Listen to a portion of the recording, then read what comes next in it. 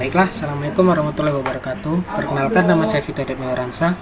Di sini saya akan melakukan atau menunjukkan cara menampilkan 4 gambar secara bersilangan dengan menggunakan 2 variabel atau 2 gambar menggunakan MATLAB.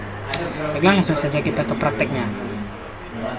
Nah, kita buat folder baru dulu. Nah, untuk yang pertama ini kita akan memanggil CLC. Nah, apa gunanya CLC? CLC itu berguna untuk membersihkan komen Windows yang berada di sini. Nah, dia akan membersihkan komen Windows sebelumnya. Untuk yang kedua, kita panggil clear. Nah, kegunaan clear ini dia menghapus semua variabel yang ada di workspace untuk memulai data dari awal tanpa ada yang tersisa. Nah, jadinya yang sebelumnya itu kita hilangkan, kita mulai dari yang baru. Nah, untuk memanggil yang ketiga ini, mungkin kita akan memanggil gambarnya dulu ya. Kita akan memasukkan gambarnya ke dalam MATLAB terlebih dahulu. Nah, sebentar, kita akan memanggil gambarnya.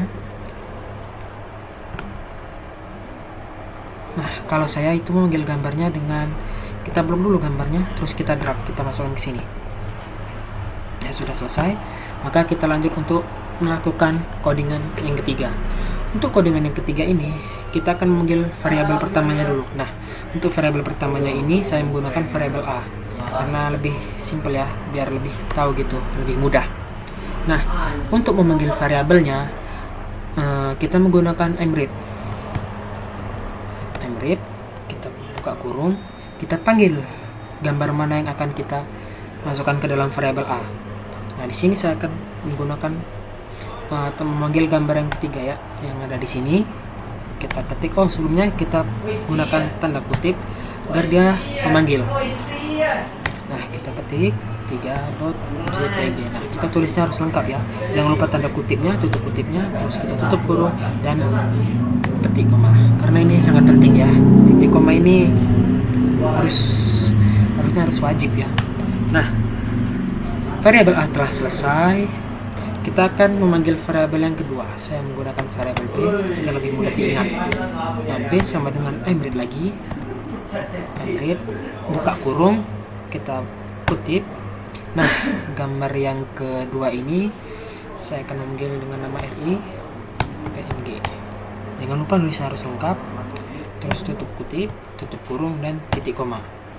Nah, untuk yang kedua ini kita akan menyusun gambarnya. Nah, bagaimana cara menyusun gambar atau menampilkan gambar secara bersilangan? Kita menggunakan subplot. Baiklah, kita ketik dulu subplotnya. Nah, apa itu subplot? Oke, subplot ini digunakan untuk membuat beberapa grafik atau gambar dalam satu jendela dengan tata letak yang terorganisir atau biasanya kita sebut grid. Nah, fungsinya itu untuk memudahkan penempatan beberapa plot dalam satu figure. Langsung saja kita buka kurung. Nah, di sini kan ada terdiri dari 3 variabel. Di sini ada M, N, dan P. Nah, apa gunanya M? Dia menunjukkan jumlah baris dalam grid di support yang kita tulis. Nah, untuk yang N ini, dia menunjukkan jumlah kolom dalam grid supportnya. Dan yang P, dia menunjukkan posisi dari support yang akan kita panggil atau kita aktifkan. Baiklah, di sini saya akan memanggil dengan jumlah barisnya 2, terus jumlah kolomnya 2, dan posisi dari subplotnya adalah 1, agar dia menunjukkan ke posisi kiri. Jangan lupa titik koma. Nah, dan di sini kita akan memanggil gambarnya, atau kita akan memanggil gambarnya ke dalam satu figure. Kita menggunakan amshow. Nah, variabel mana yang akan kita panggil dalam gambar tadi? Nah, di sini saya akan memanggil variabel A. Oke.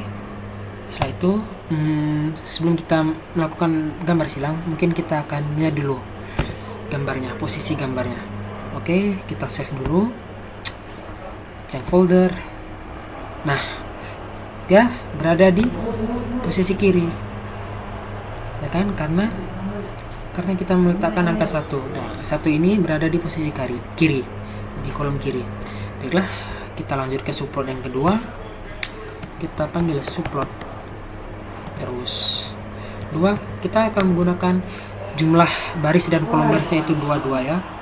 Nah, karena tadi kolomnya sudah 1, maka kita panggil di sini adalah 2 karena kita akan menempatkan posisi dari subplot atau gambarnya tadi berada di kanan atas. Titik koma jangan lupa. Kita panggil dengan ImShow, kita panggil gambarnya, kita panggil gambar pada variabel B. Oke, B titik koma. Nah, kita run dulu. Kita lihat terlebih dahulu. Oke, nah sudah benar kan? Oke, dan pada posisi P ini, posisi akhir, saya tulis 2 karena saya ingin menempatkan posisi gambarnya pada di kanan. Yang pertama ini, satu ini di kiri dan yang kedua ini di kanan. Baiklah, nah kita akan melakukan penyilangan ya. Oke, kita memanggil subplot yang ketiga karena kita akan menampilkan 4 gambar secara bersilangan. Subplot, jangan lupa. Kita panggil berapa angkanya? 2,2,3. Nah, karena tadi di atas 2, kita lanjutkan dengan 3. Nah, di sini kita akan memanggil ImShow dengan variabel B agar variabel B ini berada di bawah variabel A. Karena 3 itu adalah ganjil menunjukkan ke gambar kiri. Nah, sudah, dan terakhir saya akan memanggil variabel atau subplot yang terakhir. Nah, kita panggil subplot lagi, buka kurung 2,2,4 karena di atasnya 4. Selanjutnya kita menulis 4 titik koma. Nah, karena ImShow variabel B sudah kita panggil dua-duanya, maka terakhir kita akan memanggil variabel A, tutup kurung titik koma. Oke, sudah selesai. Saatnya kita coba run dulu ya. Nah, sudah selesai. Nah, mungkin saya akan menjelaskan ulang apa itu subplot.